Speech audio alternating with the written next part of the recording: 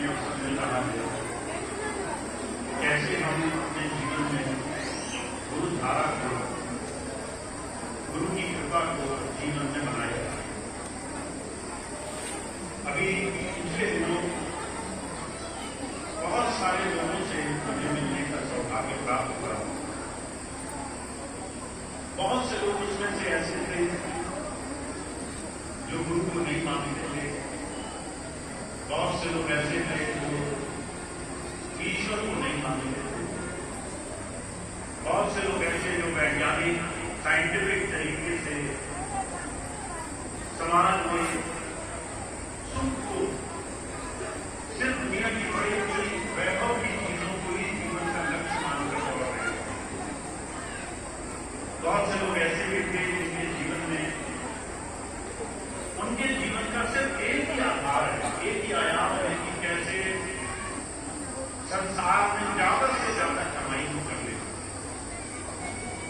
इन तमाम लोगों से पिछले दिनों मिलने का जब मुझे मौका मिला तो हमेशा कुछ ऐसे प्रश्न रहे जो हमेशा से इंसान छोड़ देना चाहता है। जो चीजें हमारे समझ में आती है, जो चीजें हम नियंत्रित कर पाते हैं, कंट्रोल कर पाते हैं, उन चीजों को हम संसार में सबसे ज्यादा कीमती मानते हैं। अभी पिछले दिनों एक घटना हुई, हादसा आपने सुना होगा, एक विमान दुर्घटना हुई। उस विमान दुर्घटना में सारे लोग मारे गए। एक लड़का आया मेरे पास आकर कहने लगा, भैया जी ये अकस्मात मृत्यु हुई है। जिस आदमी ने सोच सकता था मैं भारत से विदेश जा रहा हूं, मैं लंदन जा रहा हूं, वो उड़ा और उड़ते उड़ते उसने सोचा कि नहीं होगा, ऐसी दुर्घटना का वो हिस्सा बन जाएगा। इसका मतलब क्या है? क्या अकस्मात मृत्यु जैसी कोई चीज होती है? आज भी मुझे किसी ने मतलब में ऐसा ही तस्वीर कर दिया।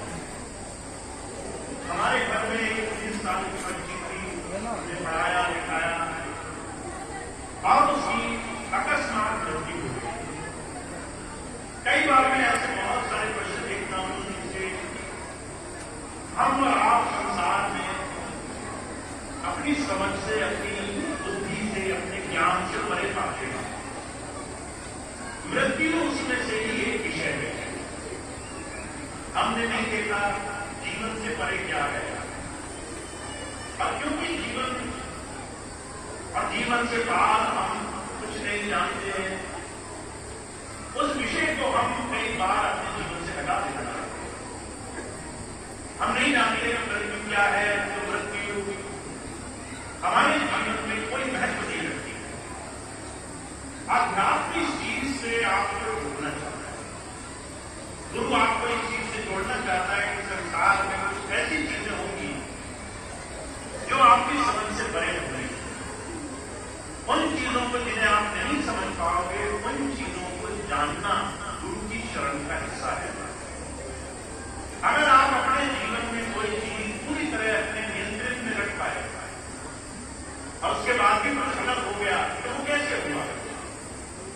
गोस्वामी जी ने इस बात को कहा है, ना कर्म प्रधान ईश्वर की राखा जो जस की प्राप्त कर सकता। ये संसार कर्मों का बना है। जैसे जैसे कर्म तुमने कभी किए होंगे वैसे वैसे फल ढूंढते वगैरह तुम संसार से जा नहीं पाओगे। तुम्हारे जीवन में अकस्मात कुछ भी नहीं है।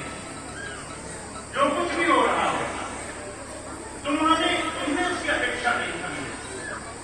परमात्मा की नजर में, परमात्मा की दृष्टि से एक चीज कर्मों से होती है। हम और आप संसार में चाहे कितनी भी प्लानिंग बना दें कि हम ऐसा करेंगे, अगर हमारे कर्म, हमारे सुख, हमारी अच्छाई बोलने की वृद्धि खत्म हो गई है, जीवन में जहां अच्छा लिखा था वो खत्म हो गया है, तो हम लाख कोशिश करें चीजें अच्छी नहीं चलेगी। हम लाख कोशिश करें हमारे जीवन में अनिष्ट ना होना, गलत ना होना, पर अगर हमारा बुरा कर्म हमारे आड़े आ रहा है तो हम जीवन में उसे छोड़ नहीं पाएंगे।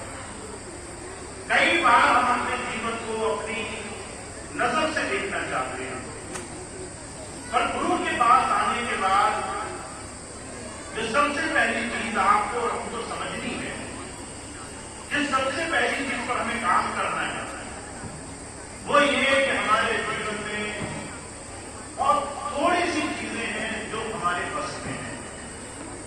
कुछ चीजें ही ऐसी हैं जो आप अपनी ताकत से कर पाओगे। उसके आगे कर्म का बहुत बड़ा लेखा जोखा है। उस लेखे जोखे को स्वीकार करना ही आपके जीवन की नीति है। हान या जीवन मरण यश अपयश की बात, आपके जीवन में कब नुकसान हो जाएगा आपको नहीं पता है। आपके जीवन में कब फायदा हो जाएगा ये भी आपको नहीं पता है। आपके घर में किसी बच्चे का जन्म हुआ, आपने बहुत कोशिश करी, वो जन्म लेने के बाद कैसा होगा आपको नहीं पता। संसार में हम जन्मे हुए हैं, कब हमारा जाने का समय निश्चित है हमें नहीं पता। कहते न हानि लाभ, न जन्म मरण, न आपकी अच्छाई और बुराई, ये कुछ चीजें आपके हाथ में नहीं है। जब हम अपने ऐसे जीवन को जी रहे हैं जहां बहुत सी चीजें कर्मों के ऊपर टिकी हुई है, हम अपने जीवन को कैसे जिए कि हम अपने जीवन को सही तरीके से, सुखमय तरीके से जी सकें। और उसका सिर्फ एक तरीका है।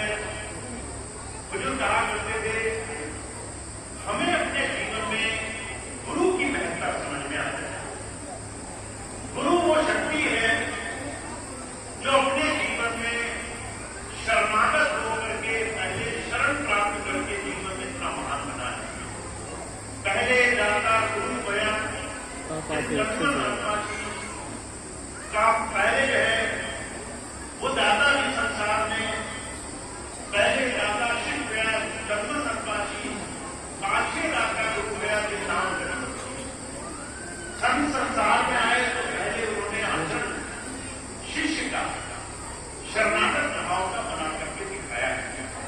कैसे शरणागत हुआ जाता है, कैसे जीवन में शरण को जीवन की महानता की तरफ ले जाया जाता है। गुरु अर्जुन देव जी महाराज एक ऐसे महान पुरुषों में हुए, सिखों की पांचवी पातशाही, जब वो अपने पिता के पास गए, उनके पिता गुरु थे उनके, तो बहुत से लोग ऐसे थे जो पसंद नहीं करते थे। गुरु अर्जुन देव जी महाराज को बार बार इस बात की उनसे गिरते कि ये गुरु जी का बड़ा प्यारा है। लोगों ने शिकायत करी, गुरु अर्जुन देव जी महाराज कुछ काम नहीं करते, निठल्ले बैठे रहते, खाली बैठे रहते। तो पिताजी ने